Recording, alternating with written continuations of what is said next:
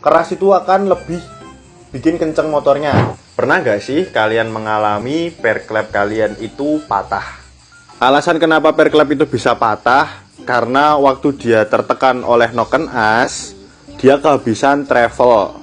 Pada per klep aftermarket, biasanya pada bungkusnya itu hanya ditulisi per klep ini kuat hingga berapa ribu RPM. Tapi tidak pernah ditulisi per klep ini tingginya berapa, lalu data uji spesifiknya seperti apa. Nah, itu kenapa kita lebih suka pakai per substitusi dari motor lain. Karena kita cari entah itu di browser, entah itu di YouTube, sudah pasti keluar data spesifik dari per klep tersebut. Di bagian entah itu nanti data uji dynonya atau data spesifik bahan dan uji tekannya dari per klep. Dan kita mengetahui kekerasan dari per klep itu yang benar bukan cuma ditekan seperti ini, tapi ada alat ujinya.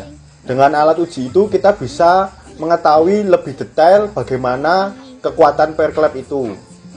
Dan juga banyak yang bertanya apakah per klep lebih keras itu sangat berpengaruh signifikan pada mesin. Nah, walaupun per klepnya ditekan seperti ini itu lembut, tapi kecepatan dia untuk balik itu lebih cepat, itu justru lebih baik daripada yang ditekan keras tapi baliknya lama. Nah, kita balik lagi ke kasus utama kenapa per klep bisa patah. Karena waktu dia tertekan oleh noken as, travelnya itu menjadi semakin rapat.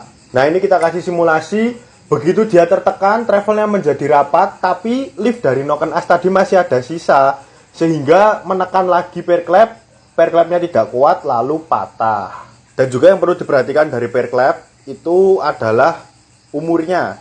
Karena semakin lama dia itu semakin banyak tertekan, partikel yang ada di dalam per klep itu lama-lama akan menjadi lemah. Nah, itu kenapa di Moge itu beberapa Moge ada per klep X-nya yang lebih mahal daripada per klep in-nya. Karena di per klep X itu terjadi pemanasan yang lebih tinggi, sehingga dibuat per klep X-nya itu lebih kuat daripada per klep in. Itu kenapa harganya menjadi jauh lebih mahal. Kebanyakan orang banyak yang memilih per klep itu asal keras, karena dengan patokan mungkin dia berpikiran keras itu akan lebih bikin kenceng motornya. Tapi perlu diperhatikan juga, per klep yang lebih keras itu juga membuat tekanan dari noken as semakin berat. Jadi bukannya motornya makin kenceng, tapi malah makin berat. Oke teman-teman, sekian dulu pembahasan yang bisa saya sampaikan. Mungkin dari teman-teman ada yang punya pengalaman dengan per klep aftermarket lalu patah, coba ditulis di komentar. Terima kasih.